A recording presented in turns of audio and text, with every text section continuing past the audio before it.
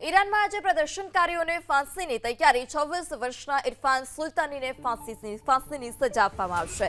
ઇરફાન સુલતાની સામે કેસ વગર ફાંસી આપવાની તૈયારી ગયા ગુરુવારે કરાઈ હતી।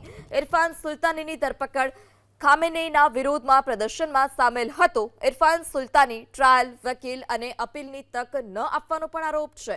પરિવાર સાથે અંતિમ મુલાકાત માટે 10 મિનિટનો સમય માંગ્યો। ત્યારે ઇરફાન સામે કેસ વગર જ તેને સજા ફટકારવામાં આવી છે। ખામેનેઈના વિરોધ પ્રદર્શનમાં ઇરફાન સામેલ હતો। ગયા ગુરુવારે જ તેની ધરપકડ કરવામાં આવી હતી। ટ્રાયલ, વકીલ અને અપીલની તક પણ તેને ન આપ્યાનો આરોપ છે। જ્યારે પરિવાર સાથે અંતિમ મુલાકાત માટે સમય માંગવામાં આવ્યો છે। અંતિમ મુલાકાત માટે 10 મિનિટનો સમય માંગ્યો।